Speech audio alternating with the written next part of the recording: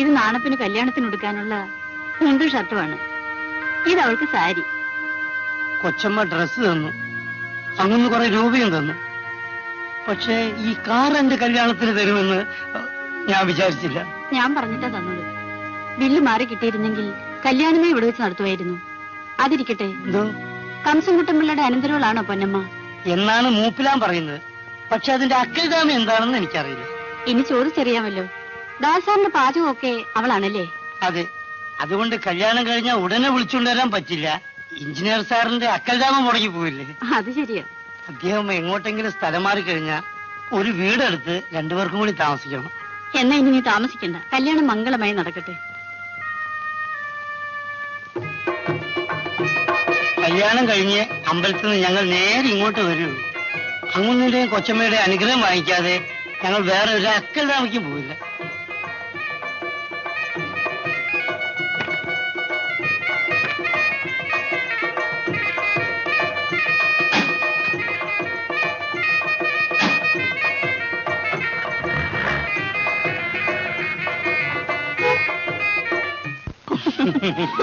പൊന്നമ്മേ, അങ്ങൊന്നും കൊച്ചമ്മയും നിർബന്ധിച്ചുകൊണ്ടാണ് ഞാൻ ഇപ്പൊ നിന്റെ കഴുത്ത് താലി കെട്ടി.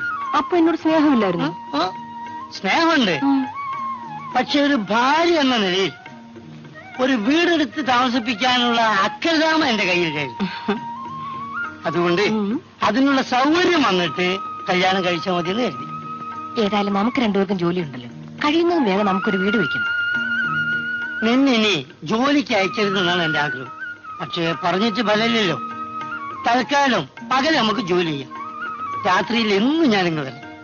കാശൊന്നും കളയാതെ തന്നെ ഏൽപ്പിക്കണം. എന്തിന്? നിന്റെ മാമനോടില്ലേ? രണ്ടുപേരും കാശ് എന്നെ ഏൽപ്പിച്ചാ മതി. വേണ്ട വേണ്ട, ഞങ്ങൾ ജോലി ചെയ്യുന്ന കാശ് ഞങ്ങൾ സൂക്ഷിച്ചോളാം. ആരെ സഹായിക്കാൻ വരണ്ട. തല തെറിച്ചവളെ, ഒരു സംബന്ധക്കാരനെ കിട്ടിയപ്പോ നീ മൂട് മറന്നോ? ഒറ്റ താൻ വീക്കോ? പൊന്നമ്മയെ എന്നെ വീക്കുന്നൊന്ന് കാണട്ടെ.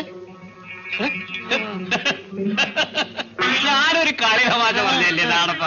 നീ അതൊക്കെ കാര്യമാക്കോ? എടോ ഡിപ്പിക്ലോസേ, പൊന്നമ്മ ഇപ്പൊ എന്റെ ഭാര്യ. ആര്? എന്റെ ഭാര്യ. തങ്കല്ല, എന്റെ. താൻ അവളെ ഭരിക്കാൻ വന്നാലേ അടിച്ച് തന്റെ അക്കൽദാമ ഇളക്കി കളയും. എന്തോന്ന് അക്കൽദാമ? അപ്പോ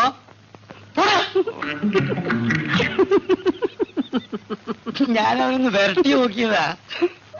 മോളെ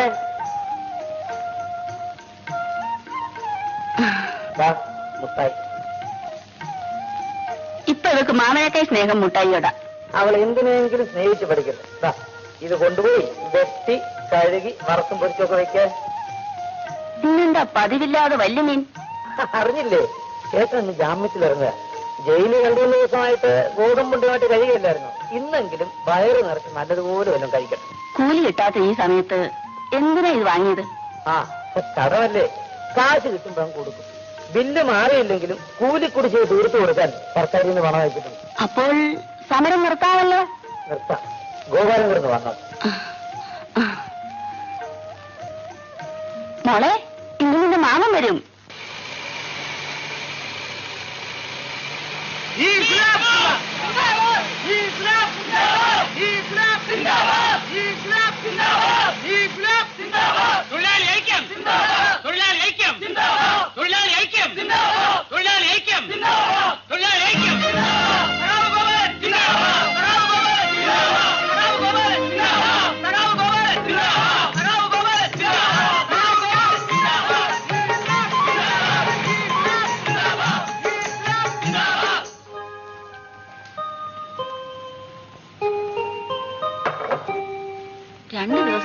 ചേട്ടനങ്ങ് ക്ഷീണിച്ചു പോയി. നിനക്ക് തോന്നുന്ന എത്ര പ്രാവശ്യം ജയിലിൽ പോയിട്ടുള്ളവനാ ഞാൻ. എനിക്ക് പേടിയായിരുന്നു. അയൽപക്കത്ത് ആരെങ്കിലും പിടിച്ചു കിടത്താൻ പാടില്ലായിരുന്നു. ബാവ എന്നും രാത്രി ഈ തിണ്ണയ്ക്ക് വന്ന് കിടക്കുമായിരുന്നു. അതെ ചേട്ടാ, എന്നും അരി സാധനങ്ങളും ഒക്കെ വാങ്ങിച്ചുകൊണ്ട് തരുമായിരുന്നു. നല്ല സ്നേഹമുള്ള മനുഷ്യനാ. ഷാൻ കമ്മിറ്റി നോട്ടീസാണ്. കമ്പി വാങ്ങിച്ച കയ്യിൽ 1.5 ലക്ഷം രൂപ കൊടുക്കാനുണ്ടെന്നുള്ള വക്കീൽ നോട്ടീസ്. ഞാൻ ഇവിടെ കൊടുക്കും. നോട്ടീസിന് മറുപടി അയക്കണം. ഉടനെ കൊടുക്കാമെന്ന്. മറുപടിയല്ല അവർക്ക് ആവശ്യം, അവർക്ക് രൂപയാണ് ആവശ്യം. ഇത് കൂടാനിട്ട് മരിച്ചവരുടെ വീട്ടിലേക്ക് 10,000 രൂപ കോമ്പൻസേഷൻ കൊടുക്കണമെന്ന് സർക്കാർ എഴുതി വന്നിരിക്കുന്നു. ഞാൻ അന്നേ പറഞ്ഞതാ അവിവേകം ഒന്നും കാണിക്കരുതെന്ന്. ഗോപാലിന് കേസ് കൊടുക്കാൻ ബോംബ് അറിയിച്ചു. എന്നിട്ടിപ്പോ എന്തായി? ആളപകടം ഉണ്ടാകുമെന്ന് ഞാൻ വിചാരിച്ചു. ആ ദാസ് പറഞ്ഞു, ഞാനങ്ങ് ചെയ്യിച്ചു. ആ വകയിൽ രൂപ 5,000 ആ പൊന്നമ്മയ്ക്ക് കൊടുക്കേണ്ടി വന്നത്. അന്ന് ഒത്താശ പറഞ്ഞു തന്നവനൊക്കെ ഇപ്പൊ എവിടെ പോയി? അവനൊക്കെ ഇപ്പൊ എന്നെ കാണുമ്പോ ഒളിക്കുകയാണ്. ആ ദാസിനെ എനിക്കൊന്ന് കാണണം. എന്തിന്? എല്ലാ ചരടുകളും ഇപ്പൊ അയാളുടെ കയ്യിലല്ലേ. അയാളെ പിണക്കിയാൽ അനുഭവം എന്തായിരിക്കും അറിയാമോ? പിന്നെ ഞാൻ എന്ത് ചെയ്യണമെന്നാ നീ പറയുന്നത്? മുള്ളിനെ മുള്ളുകൊണ്ടെടുക്കണം. ഞാൻ പോയി അയാളെ ഒന്ന് കാണാം. ദാസിനെയോ? അതെ. നിന്റെ കയ്യിൽ 10,000 രൂപയുണ്ട്. അത് നീ ഇവിടെ എവിടെയോ ഒളിച്ചു വെച്ചിരിക്കുകയാണെന്ന് ഞാൻ അറിഞ്ഞു. ഇതാര് പറഞ്ഞു മാമ? ആറുകൊലത്ത് ഗോവിന്ദപിള്ള. ആ മാടക്കടക്കാരനല്ലേ? ആ, അയാളുടെ അച്ഛൻ തന്നതായിരിക്കും. അപ്പൊ എഞ്ചിനീയർ സാർ തന്നെ കാശോടെ? അദ്ദേഹം കാശ് തരാമെന്ന് പറഞ്ഞിട്ട് ഇതുവരെ തന്നില്ല. അതല്ലാതെ നിന്റെ ഈ വേറെ കാശ് കാണണമല്ലോ. അതെനിക്കൊരു വീട് വയ്ക്കാന്. ആ, അപ്പൊ നിനക്ക് തനതായ വീട് വേണം, ഭർത്താവ് വേണം. നിന്നെ കൊണ്ടുകിടന്ന ആളാക്കി എനിക്ക് ഡിപ്ലിക്കോസ് അടിക്കാൻ പോലും കാലണ തരില്ല അല്ലേ? ശരി, നീ ഈ വീട്ടിൽ തന്നെയാണല്ലോ പണം ഒളിച്ചു വെച്ചിരിക്കുന്നത്. നമുക്ക് കണ്ടോളാം. ഒന്നും ചെയ്യാനുള്ള നായർ പെണ്ണല്ലോ. എന്റെ മോളുടെ പ്രായമല്ലേ ഉള്ളൂ. നിനക്ക് എന്നോട് ഒരു വാക്ക് പറയാമായിരുന്നില്ലേ? ഞാൻ അവളെ വിളിച്ച് എന്റെ വീട്ടിൽ നിർത്തത്തില്ലായിരുന്നു. ഇത് പോകണം കേടായിപ്പ്. ഏത്? ആ ബാവേ ഉള്ളോടാ ഇവിടെ അവളെയും കുഞ്ഞിനെ സംരക്ഷിക്കാൻ. ബാബ എനിക്ക് നല്ലപോലെ അറിയാം. നീ വെറും ശുദ്ധനാടാ. വെടിമരുന്നിന്റെയും ചേർന്നാലേ പൊട്ടും. മനസ്സിലായില്ല? അന്യരായ ആണും പെണ്ണും തമ്മിൽ ചേർന്നാലേ സംഗതി കുഴപ്പമാണെന്ന്. ഏതായാലും വന്നത് വന്നു. ഇനിയെങ്കിലും നീ അവനെ അവിടെ അടുപ്പിക്കണം.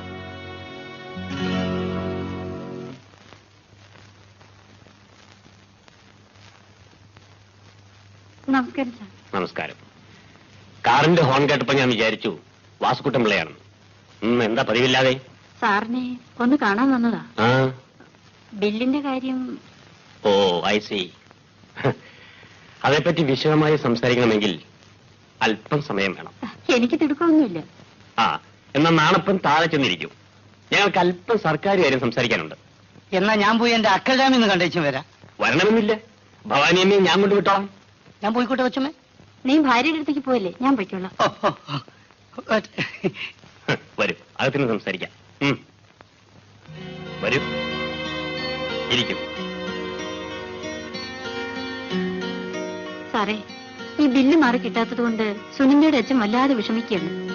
ബില്ല് പാസ്സാകാത്തതിന് എന്റെ അറിവിൽ ഒരേ ഒരു കാര്യമേ ഉള്ളൂ. അതെന്താണെന്നാണ് അറിയേണ്ടത്. അതിപ്പോ ഞാനെങ്ങനെയാ പറയുന്നത്? പറയാതെ എങ്ങനെ അറിയുന്നത്? മനസ്സിലാക്കുമെന്ന് കരുതി.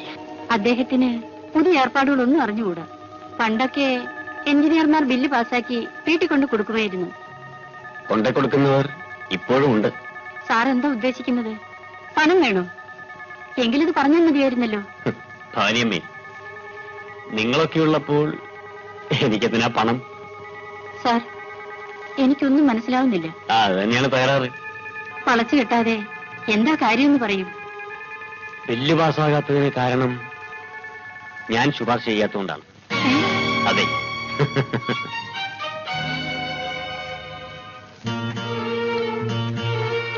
ഞാൻ ശുപാർശ ചെയ്യണമെങ്കിൽ ഞാൻ ആഗ്രഹിക്കുന്നത് എനിക്ക് കിട്ടണം.